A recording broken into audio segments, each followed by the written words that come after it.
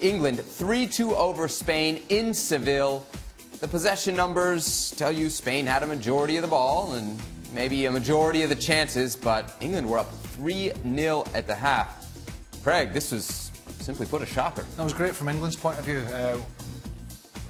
John and I saw them against Croatia, and they were the better side, but Marcus Rashford in particular missed a couple of really easy chances, and then they hit the framework with a couple of other headers. But here it was less possession and just clinical. You know, Harry Kane for Tottenham this year has been dropping a bit deeper, and you guys have questioned that. But Lucas Moura's been making those runs in behind, and we know Kane is a good passer of the ball, and he was just allowed on 2 or 3 occasions to drop off of Nacho and Sergio Ramos and get turned, and then he had runners from Rashford and Sterling, and then it's down to the finishing. And Sterling has been criticised. I think it was 2 goals in 40-odd games up to this. He's now doubled that. And Marcus Rashford, obviously, with a great finish as well. So I just thought, in terms of a smash and grab first half, of clinical counter-attacking, from England point of view, it was excellent. What you saw from Spain, though, is a team that initially had England hanging on. They had possession, they were controlling the game, they were creating opportunities, they were comfortable in the possession of the ball, but then they just forget about defending. They fall in love so much with the possession, they fall in love with attacking, that they forget about basic stuff defensively. And yes, these 3 guys, Rashford, Sterling and Kane, they created issues for Spain. But it comes from plays that you have to be able to avoid. If you're Nacho, you stay tight on Kane. He doesn't. He allows Kane to turn, and then he can find a pass. We also saw that Spain struggles with speed, and that's the case for Real Madrid, that's the case for Barcelona, and then you see it with the national team as well. Because they're pushed so high, because they have possession of the ball in higher areas of the field, there is spacing behind. And when you have the speed of Sterling and the speed of Rashford, these guys just can't keep up. Nacho can't keep up. Sergio Ramos cannot keep up. They get in behind. England was very good on the counter. However, it must also be said that early on in the second half, when it's 3-1, and Pickford loses the ball to Rodrigo, he should have been sent off, and it should have been a penalty kick. 100%, there's no question about that. Maybe that changes the game, but it doesn't take away the struggles for Spain defensively and what England did well on the field. John, give us the English perspective here. Certainly, you must have faith in the 3 lines, but you didn't see this coming. No, I didn't see this coming. This is a revelatory result, really. It's the sort you look at and think, is that a misprint? It was a real sit-up-and-take-notice outcome for the rest of Europe. And I'm pleasantly surprised. I'm also quite pleased for Gareth Southgate, who's been telling us that these young players, that some of us have questioned whether they're ready for a chance. You know, he had 6 uncapped players in his squad for these games against Croatia and Spain, and a smattering of those have now got a taste and have shown that they can produce. I just think if that's a glimpse of the future, it's an exciting future. And I was just beginning to wonder whether there was a little bit too much hype around the World Cup, because after all, you look at the World Cup with England. Yeah, there was a lot of enthusiasm, and they had some decent results, but the draw opened up in that competition in a way that no draw will ever open up in a team's favour again, in such a dramatic way. So I took away from the World Cup the fact that whenever they'd met decent opposition, they'd lost. Once against Croatia, twice against Belgium. Here, they've met a side who've been absolutely tip-top of late, and I accept the shortcomings that Ali has identified in Spain's performance today, but we're dealing with one of Europe's very top elite sides, and England have done a job on them, and fairly spectacularly. So, I mean, unfortunately, back home in England, this will now elicit a wave of over-the-top optimism, because that, I'm afraid, is coming home of our natural condition. Coming home. So that's what's going to happen next. Well, but somewhere between that over-the-top optimism and, if you like, my cynicism, I think lies the truth, and the truth is they've had a very good day. After last night's match, Megan Rapinoe came out and said that this is the most talented team pound for pound she's ever played on. She's been in the national team senior pool since 2006. Do you agree with those comments? I do. And just what I was saying, you haven't seen a team play with this swagger in a long time for the United States. I mean, we've always been a country that took pride in being athletic and strong and fit, and always the challenge, which has been on the men's and the women's side, of course, has been, where's that creative player? Where's the player who can break down a compact defense? And I think with the loss to Sweden in the quarterfinals of the Olympics, and we've talked a lot about this over the last 3 years, first time a U.S. team, women's team, has never made it to the medal rounds of a World Championship, a World Cup, or an Olympics. And what it did is it forced Jill Ellis to say, where are those creative players? And I need to start developing them. And so you're seeing the fruits of that labor. And Tobin Heath looking really good. Rose Lavelle, who we talked about. Lindsey Horan having a ton of confidence. Rapinoe. And really that starting 10 in front of Alyssa Nair, they're all excellent on the ball and good at getting forward. As always, Julie, thank you for the time. USA-Canada Wednesday night for CONCACAF bragging rights. There you see the recent history between the two rivals. U.S. dominant, but Canada has made it a little bit more competitive of late. Let's get to the matter at hand. United States against Peru Tuesday here in East Hartford. I know you were out at the training session today. What are we looking for from this game? What's the most important thing we might see Tuesday night? Well, I think you're going to see a lot of new faces, first of all, and Dave Sarachan wouldn't say how many. For sure, you're going to see Brad Guzan in goal, but I think even in the back, you're going to see some changes. And I think if you're a U.S. fan, you need to see a lot of improvement in the back. That left side of the U.S. defense got absolutely shredded against Colombia. Peru's a little bit different kind of a proposition for them, but I just think keeping things locked down, keeping things compact, as Brad Friedel was saying earlier, just an improved defensive performance, and they can use that as a platform to maybe do some damage in the attacking half. Is that really where we kind of saw the U.S.'s main weakness against Colombia, is just the defensive effort, Brian? I think there was some good things going forward at times. I don't think it was a complete game, good game for them offensively, but for sure defensively they just were strung out. And I thought we talked a little bit about it, and making sure your left back, if you do get yourself in trouble, instead of trying to say I'm going to defend 1v1, you actually trust your other four, because get back next to him.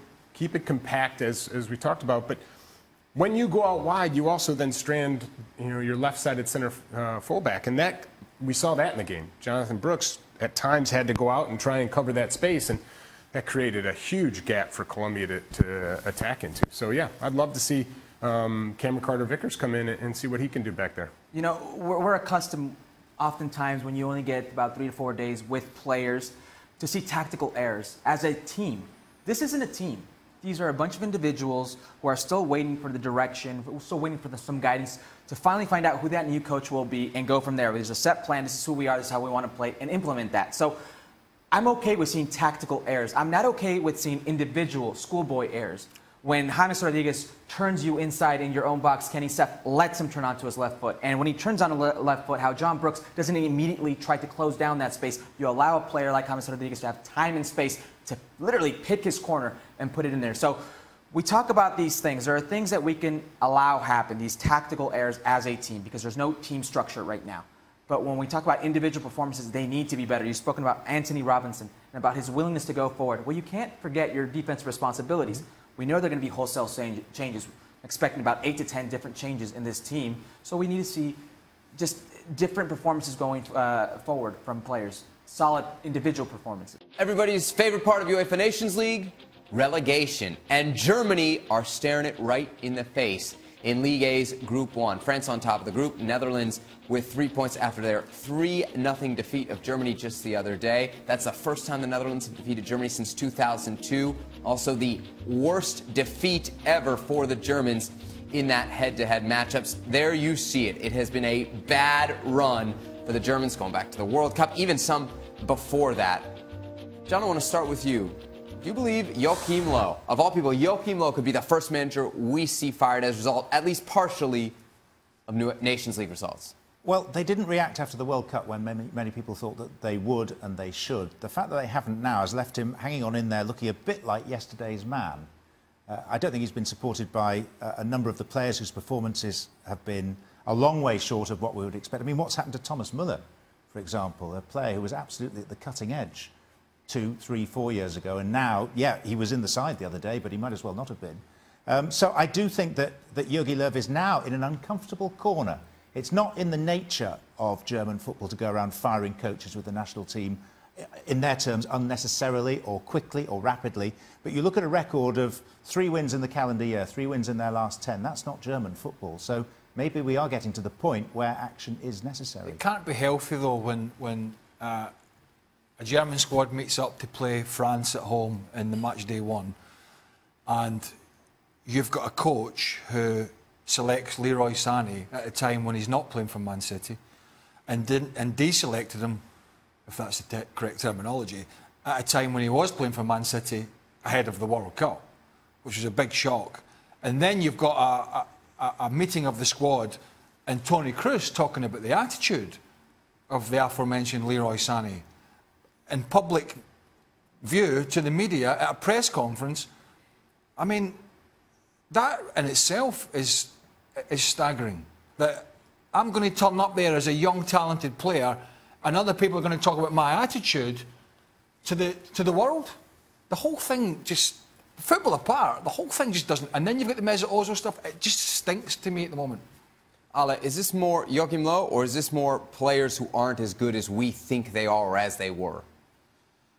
Well, it's a combination of both. You can't have one without the other, but this is when the manager comes in. He just mentioned Thomas Müller. If he's not playing well for Bayern Munich, he's not playing well for Germany, then he doesn't belong in the national team. Maybe he comes off as a sub. Maybe you don't call him for a couple of times. Maybe you give a chance to others. Maybe you rotate. You have to change something from what we saw in the World Cup. And that's exactly the point here, is that what you see now is exactly what you were seeing in the World Cup. The disorganization now, it's what you saw against South Korea. What you see of this team and the mistakes, it's what you saw in the World Cup as well. So you want to see change in order to see evolution, in order to see a step forward. That hasn't happened. And that's why it would be just about the right time. I thought it would be after the World Cup, but it would be the right time to make a serious decision, a serious change. And that is, Jogi Löw, thanks, but it's time to go. Straight up, is Columbus staying in Columbus? Everything points to that. I don't think they would have announced. What a turnaround. I mean, unbelievable. A week ago, nobody saw this coming. Yeah, well, there were little hints dropped. There were little nuggets dropped throughout the course of the year. When I talked to Don Garber at the All-Star game, he said, well, Mark Gabbett has been going to Columbus. He's been meeting with the Columbus partnership and the business leaders in this city, and they're trying to figure out a way to do something in Columbus. And I did a little bit of a double take. I'm like, wait a minute, I thought this team was out the door.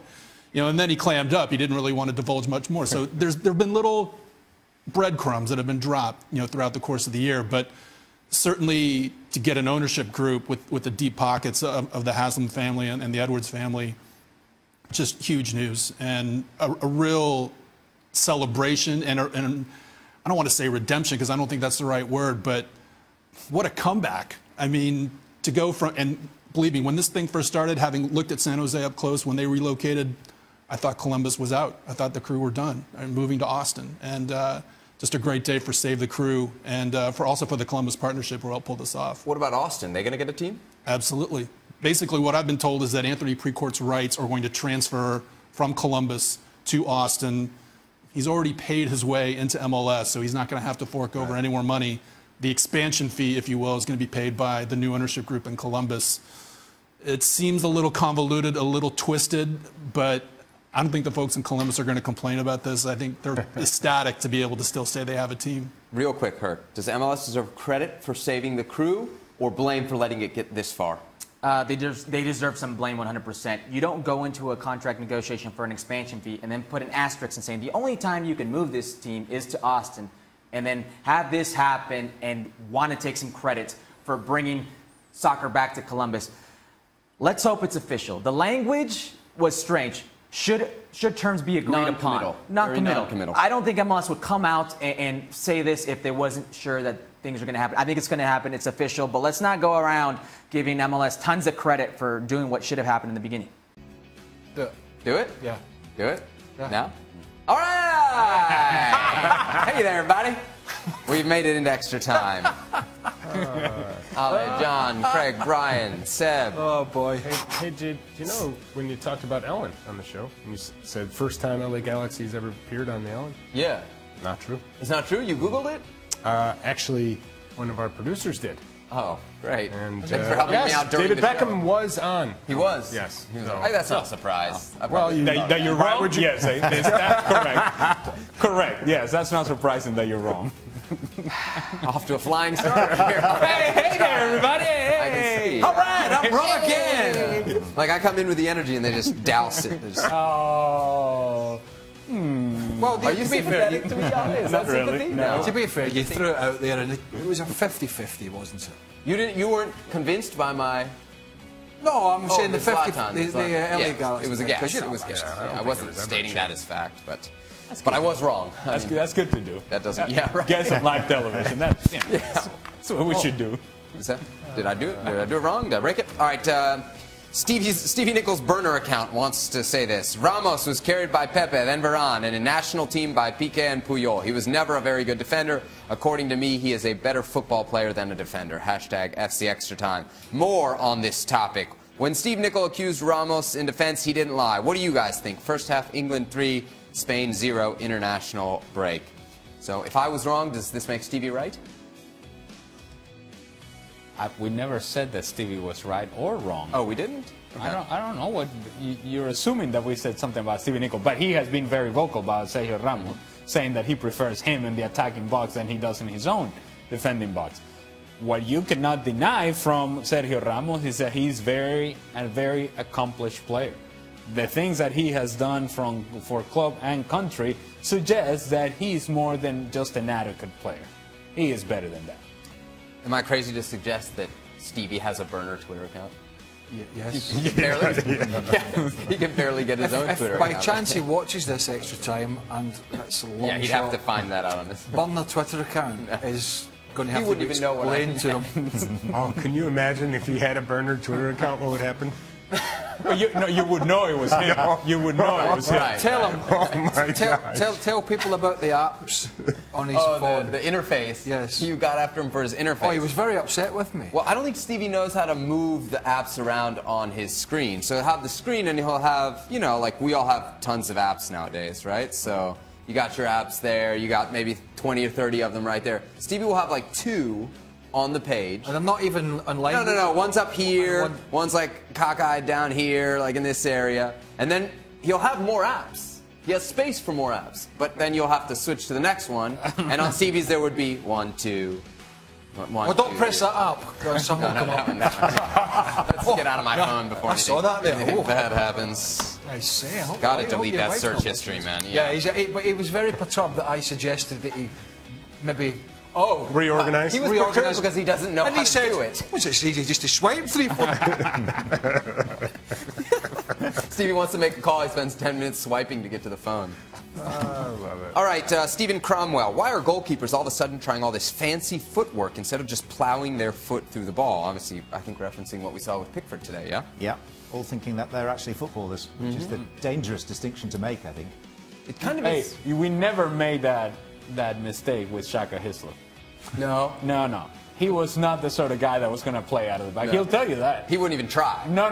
He's like, I'm clearing it, and you guys go win it over there. Mind you, it was a great ball for the Kane for the first goal. If he meant it, which I think he did. Yeah. Pinged it He out. played a role in both in the first 2 goals. Yeah. Shaka was in today. What? No. You saw Shaka Hislop? He was doing a commentary. He was asked what he was doing. He laughed and left the building. That's about right. And we'll probably see him again at the end of the week, maybe Friday, maybe Saturday. Well, he's got to deliver his power rankings at some point, right? Yeah. Yeah, we promised people that we would have Shaka's power rankings even if Shaka weren't here. So we got to Well, must to deliver Alec. on that. Leave it We've to Alec. never told a lie on this show. Paolo wants to know, Brian, will Manchester United survive? Survive what?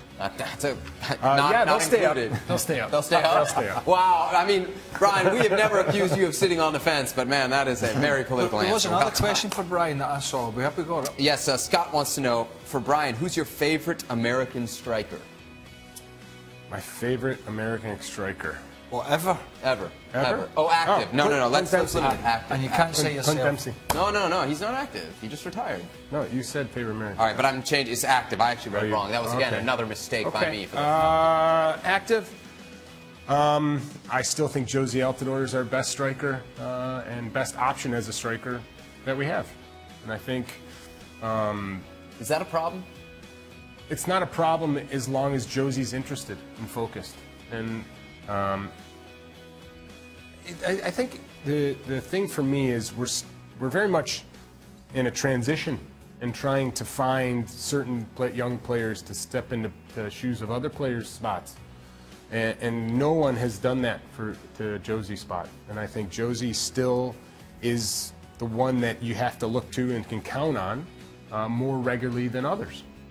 Transition's a kind word for we're not very good. No, I So, think, but well, I'm they're trying to hoping, find players I'm who can hoping make it. that Josh Sargent is able to make that transition because physically he has the attributes to be able to withstand playing as a single striker option. You've seen the quality and run off the ball. You've seen his ability to be in tight spaces, be it all in a younger age groups of national teams. If he can make that transition, I think that he's well suited. He certainly can score goals, and if you can score goals, doesn't matter how old you are. You put yourself in the right spot, you take the opportunity. Can't believe you didn't bring up Hercules Gomez as the best striker ever. Active. Active. He's active on. The only thing he's active on. The Max and Her podcast. 26 programs a day, spanning across this platform and the Deportes platform. Hey, that's another thing that you What happened promised. to Jordan Morris? Oh, he's been injured. Still coming off an injury. He was the next best thing, wasn't he? You promised that I was going to be in the Max and Her podcast yesterday. That's another thing you were wrong about. Did I promise that? Yeah, on the show you teased it that I was going to be in the Max and Her podcast. What happened? I know, because I know you always want to go on the pod. So I'm very open to they reached out. They said they really wanted me to come on. I made myself available. I was there. And then all of a sudden, I got the old text message saying, Why is that? What happened? hey, thanks, but no thanks. Well, who took your spot? Well, nobody. Nobody. He's Nobody. irreplaceable. I was Well, at least pushed no one aside. took your spot. I was Ellie. pushed aside. Little somewhat Little Heisman. Little Heisman. Little Heisman. Thanks, but no thanks. Which then means that I have taken myself out. Permanently. Permanently. Are you joining me in the permanently banned? No, I don't want to be with you in any category.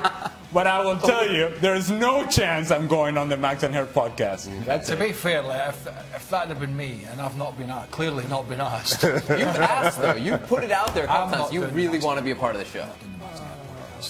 But if they did ask me, and I rearranged my morning, i.e., I cancelled my golf, Right. Correct. right? Because of the aforementioned Max and Hit podcast, I was really excited about going on. And then they cancelled. I would have bumped the place down. What? There would have been no podcast ever ESPN again. or what? So he's very calm. Seb, I know you have problems interpreting him. I've had the misfortune to know him for far longer than you. Can I just Translate. interpret what he's just said? That's basically a plea to be on the Max and Hurt podcast. A plea. He is desperate. Wow, this is stern. This is stern. How much do they pay? Per appearance? Yeah. Well, you'll find out when you join the show. Well, I need to know before. I need small print. I need to know before I go on. Well, it's very small. I think they give you the rights to the show for that.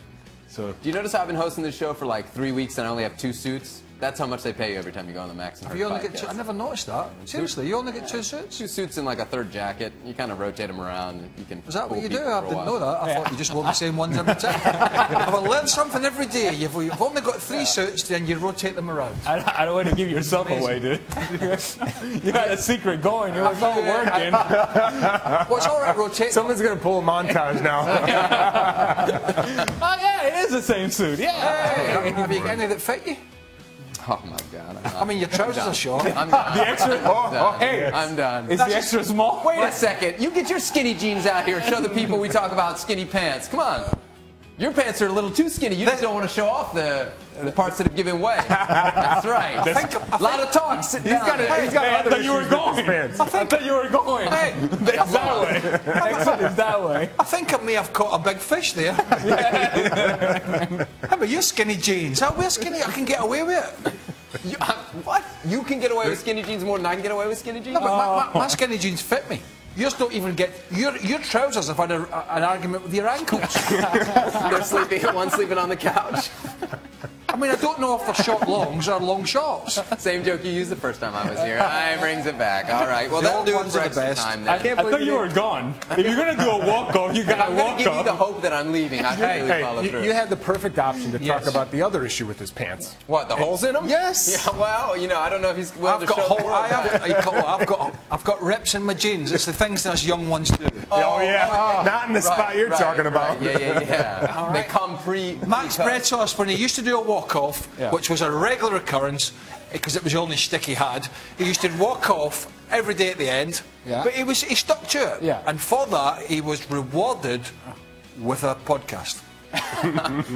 There you go.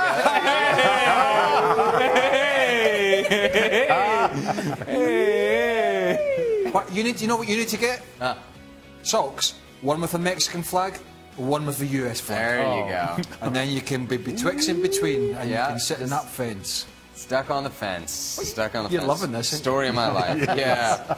I thought extra time had been bad so far. But this what, week. you walked off, and Should we then do you another came walk back. off? Yeah, Let's do another walk. just get This out is of a here. dramatic Max Yeah. Brentos walk off. Just get. And that'll do it for this edition of Extra Time. I tell you what, keep walking and go to that US game tomorrow, will you? That's where I'll be. You'll not right get on the you'll not get a sidelines, word then freezing. edgeways. Hey, John, you're a professional at this. Take us out. No, you don't want to take us out? Fine. Oh, go on. Oh, well, we're available daily. ESPN Plus every day. Yes, sir. We're working every day. There you go. The US's next engagement Tuesday night in Connecticut, taking on a pretty hot Peru side at the moment. Herc, they just got the better of Chile by 3-0. The US coming off that defeat to Colombia. As we look ahead to it, what's the mood going to be like in the camp? Well, I expect the mood to be completely different. They'll put that game behind them because the majority of these players that we saw versus Colombia won't be playing, or starting at least, versus Peru. I expect a completely different lineup because there is no permanent head coach at this moment. It's an interim head coach, Dave Saracen, so he's going to want to give these players a chance to showcase themselves. So that means if Michael Bradley, we saw him start, Will Trapp was out, I fully expect Will Trapp to start. The likes of Josh Sargent, Carter Vickers, Marky Delgado, who came on as a sub, Fafa Pico, these type of players will get their chance to shine in what should be a very, very different environment. Listen, Colombia is a very good team. Line per line, they outclassed what was the U.S. men's national team over 90 minutes. The U.S. men's national team had their run of form where they did very well, containing at times this Colombian team, but the quality was evident. Versus Peru, it should be very different. I know Peru had a very good game against Chile. That was in Miami, where they're almost a home team. They sold out Hard Rock Stadium. This should be very different, so give a chance to some of these kids for us to see and showcase themselves, literally for themselves, and if the next coach is watching, for that coach. It's another opportunity, isn't it, in a different environment, more game time under their belts for the young players especially. But outside looking in, it looks like an uncertain picture for the US team. Inside, do you think that the coach has had a word with the players, at least to point them in the right direction as to what they should be showing him with regards to the new coach coming in, if he's in the light or the dark? With all due respect to Dave Saracen, how would he know that? He doesn't know who the new next U.S. men's national team coach will be, so how would he know what he's looking for? Will Trapp is a player who Dave Saracen's been very big on. Maybe the next coach isn't as big as Will Trapp, so he's looking for something else. Maybe he's looking for Tyler Adams to play that sixth role, that defensive midfielder spot. So if you don't know who the new coach is and you don't know what he's looking for, how can you really showcase or better yourself? So right now, it almost seems like this Lord of the Flies mentality where these kids by themselves are just kind of making up their own rules on the field. With all due respect to Dave, you can see the team structure is evident. When Michael Bradley was in there, for all his faults, he's still a very capable leader, very capable veteran. And we saw previous games where the midfield shape wasn't there. This last game, it was individual performances that did the U.S. men's national team in, but as a whole, when they defended, the team shape, the structure was there. You get that when you know what you're looking for. Michael Bradley knew what he was looking for. The next U.S. men's national team coach will know what he's looking for. So you're going to see more of a defined role and element when it comes to the U.S. men's national team going forward. Are you as panicked as some others in the media at the fact that the announcement hasn't come yet and won't be coming till the... No, panicked isn't the correct word, I would say, for at least in my personal sense. I would say just a little bit angry. It's too much time. It's too much time. It's a year out. This is time that these kids, valuable time, could have been working on something with somebody. A coach who is seasoned, a coach who knows what he's looking for, a coach who makes their roles very defined. So that's a year of work under this coach for the U.S. men's national team. That is very valuable. Not everybody gets that chance. We always talk about these generational shifts. Mexico's going through it. Chile is going to go through it. Colombia is going to go through it. All these teams are going to go through it. But you look at the Mexico, the Chiles, the Colombias of the world. You look at Colombia's squad. It's a team that's maybe getting a little long in the tooth, but they're bringing it slowly but surely. Whereas we expect here with the U.S. men's national team is, no, we expect them all to be young kids and play already. That's not the way it works. So if you have a coach who knows what he's looking for, these veteran players who he thinks he can count on would already be in place. These kids would already be learning from these veterans. They'd be in a much more structured environment, and that's not the case right now. Okay, so it's another international friendly without an overall plan in place, but perhaps, as Herc mentions, another opportunity for the young players to stake their claim and to grow against a decent team in Peru. Keep it here at ESPN FC. It might be a very different looking Mexico that takes on Chile in the next match after their win over Costa Rica with the young boys. Who impressed you most, Herc, out of that performance? I would have to say an Eric Aguirre, a player from Pachuca, a young player who played in a position we're not accustomed to seeing him. He usually plays out on the left-hand side as a winger, and when he was with Morelia, he would play as a left back. He played as a defensive midfielder, and he looked very, very comfortable. He looked very good in transition, organizing, especially for his young age. Another player who always impresses me is Jürgen Damm. He's one of these players, for whatever reason, wants to get by you and win in 1v1 duels in a space, and he always does it. Even when you're trying to defend it, he does it. He does it well. He set up the goal for Henry Martin. This was a very different Mexican team than we're used to.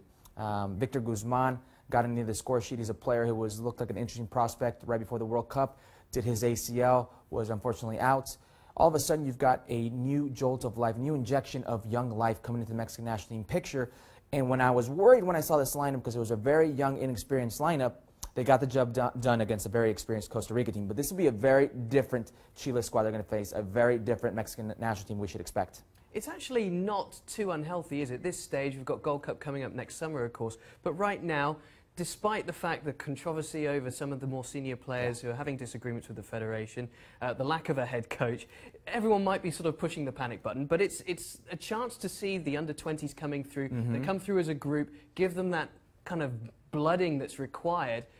Whenever they come into the game, it's going to be difficult for them. So it's great at this time to see those young players perform, and now we'll see the European-based players up against a tougher opponent. Yes, a very tough opponent. And it's interesting you say that, because you talk about these younger 20 players coming through, and that's Jesus Angulo and that's Artiaga, the left back. They both play for Club Santos. These are players who normally wouldn't get a run, especially not together, and all of a sudden they're getting a run and they're getting minutes. Tuca Ferretti has really trusted these players, and it's valuable experience that they're getting, even at times when they look uncomfortable and they're getting torched 1v1. These are learning experiences for themselves.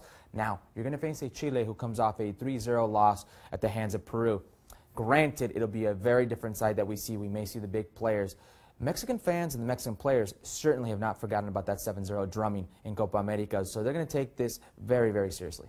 And as for the head coach search, give us any updates on what you're thinking. Well, the interim Tuca Ferretti seems to be doing everything he can to usher in the new era. And what I mean, it doesn't necessarily have to be a out with the old, in with the new type scenario, but he wants to bring these players slowly in and let them know what the national team is about. But that's Tuca Ferretti.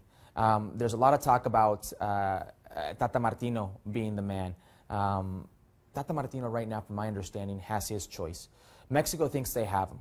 Tata Martino is going to decide whether it's Atlanta, whether it's Mexico, or whether it's Colombia. So it's up in the air. Okay, we'll certainly see what happens with that over the coming months. But we'll be interested to see how this Mexican team adapts as well in the upcoming friendly matches. Keep it here at ESPN FC.